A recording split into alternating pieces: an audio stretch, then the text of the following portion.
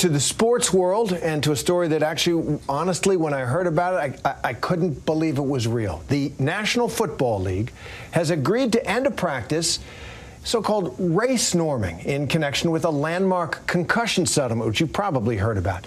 Some former players say that the controversial race norming practice assumed that black players start out with lower cognitive functioning. Yes, you heard that right. The NFL using a formula that assumed that black players started out with lower cognitive functioning than white players, and that was used to deny the black players equal money in the brain injury claims, the $1 billion brain injury lawsuit for repetitive concussive injuries. ESPN's Ryan Smith has the full story. The NFL is pledging to make sure race no longer plays a part in the landmark 2013 NFL concussion settlement program, which has so far paid eligible former players suffering from the effects of head injuries hundreds of millions of dollars. Football doesn't give you an expiration date. You just expire. But players like former Steelers defensive end Kevin Henry say they didn't qualify because of the color of their skin. Despite battling memory loss, headaches, and depression, symptoms Henry suspects are long-term effects of head injuries he sustained on the field. His claims were denied. I just want to be looked at the same way as a white guy. At the center of the firestorm, a controversial practice known as race norming. In medicine, it's supposed to help doctors make better diagnoses by using race to make assumptions about a patient's background. Critics say using it to determine level of brain injury is discriminatory because it assumes black players start at a lower cognitive level than white ones, making it harder for black players to prove enough damage to qualify for payouts. How did you react when you learned that there was a different standard being used for black players to get benefits as compared to white players? I felt so betrayed, and I still feel that way. Though the NFL says there is no merit to any claim of discrimination, an NFL spokesperson now tells ABC News they are committed to eliminating race-based norms in the program, saying the league will review claims that were previously rejected. Hey, how are you, Ryan? Attorney Chris Seeger is representing the former players. He's the same man who negotiated the landmark settlement 8 years ago. It was in the details of the settlement that a recommendation of race norming in evaluating former players was included. But he's now under fire from a growing number of his own clients who feel he let them down in the original negotiations and in his more recent response to criticism of the program.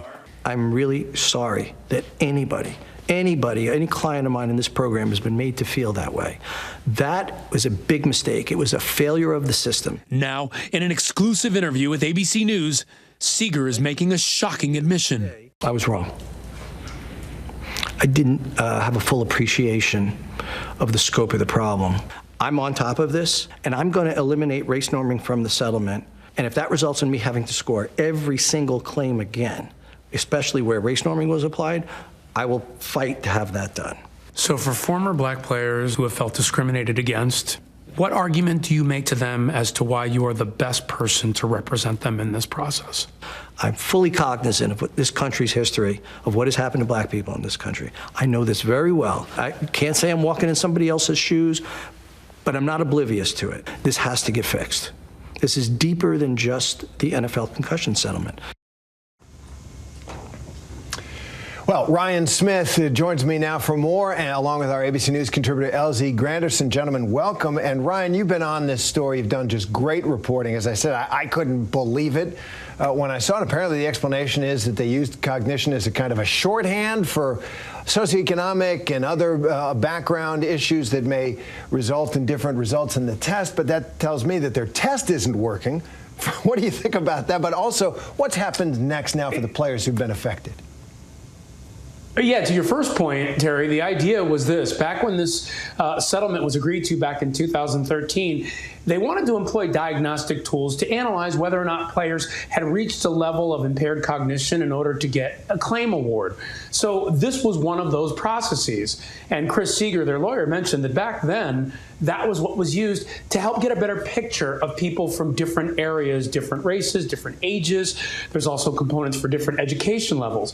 It turns out that using it in this way in this settlement ends up, as many people feel, being discriminatory. So what they're now doing is the NFL is vowing to get rid of it But it's never as simple as it seems. The NFL is coming up with different alternatives for evaluating players other than race norming. And Chris Seeger is looking back, trying to see who was impacted by this in some way, whose claim might have been denied because race norming is used, and trying to get them paid. So both sides have to come to some sort of agreement as to what will replace race norming and other things in analyzing claims in the way they want it under the settlement. And if you go back and rescore some of those claims and people who were previously denied because of race norming are now owed money, that could cost the NFL tens, if not hundreds of millions of dollars. Yeah, they're doing all right. They can probably afford it, but clearly they do want to limit their exposure here. So, LZ, they are taking these steps, as Ryan just told us. How significant do you think it is? I'm sorry. It's just that it makes it sound as if the NFL wasn't in on it. It makes it sound as if the NFL wasn't cognizant of what it was up to. I mean, just imagine you're going through this lawsuit. You're very much aware, if you're in the NFL, of how you're applying race norming, but you're vilifying Colin Kaepernick for taking a knee for basically racial injustice. And then you run Colin Kaepernick out of the league for protesting racial injustice while simultaneously using a racially unjust system to determine who should be compensated. So when you ask me about the steps of the NFL, it always seems as if this league epitomizes being successful in spite of itself. Whether it's domestic violence, whether it's trying to conceal the information in terms of how this game impacts brains to begin with, it always feels as if they are responding to their own ineptitude more so than being proactive to a problem. And they have this problem, and they're still, as you point out, they're still kind of swamping around in it. Ryan, you spoke with several of these former players' wives, and what impact has this had on them and their families? Oh, it's enormous, Terry. You've got, just to put it in perspective for people, imagine if you have a family member who sustained multiple head injuries playing the game. We have people that we talk to who are experiencing dementia at age 32, neuropsychologists telling them that. They go in and see them, they say, yes, you're the kind of person who should be getting a claim. And then even sometimes they get that award for hundreds of thousands, if not millions of dollars. And the NFL has been fighting them. And the NFL has been fighting, saying, hey, you didn't apply these norms, like race norms. And those claims are then being rejected. And it is a years-long fight for those families. Then they learn about our reporting, and they say, wait a second. All this time, this was part of it. I competed just like the white guys standing with me on the offensive line, and you're denying my claim and accepting others. And a good add to LZ's point, because I think he makes a great point. The NFL, when this story arose, said there is no discrimination here, that these things, that these race norms that neuropsychologists are applying, that they're optional. They're recommended, not required. We uncovered emails and information as part of our reporting where doctors were coming forward and saying, this is required, that we're getting calls if we don't put it in place. We're getting calls if we say that somebody should get claims. And we even talked to a doctor who said, after I said a claim should go through, the NFL said, did you apply the race norms? Why didn't you? And he said straight up, it's discriminatory. So I think LZ makes a very good point. The NFL is now saying, hey, it's still not discriminatory, but we've got to remove these race norms. But this has been something players and their families have been talking about, and we've been talking about in our reporting for months, and there has been no progress until this statement now. The question will be what they actually do. Right, and I know you will be on that. No surprise, no shock that the NFL not behaving to the highest standards. But LZ, let's broaden the discussion for a moment. You know, we talk about a racial reckoning that the country's been having since the murder of George Floyd. And a lot of people did. Young people rose up of all backgrounds and colors, take to the streets. And to some degree, the system took a look at the issue at the very least. But what does this say, this story out of the NFL? What does it tell us about, and the way the NFL is at least seeming to try to address it, what does it say about where we are right now as we struggle to achieve justice and harmony among all people in our country? Well, that's a really fascinating question because a lot of people like to try to separate sports from everyday life. They want to pretend as if politics and sports aren't intermingled. And here's yet another example that they're not just intermingled, they are lifelong lovers. And this is what I mean.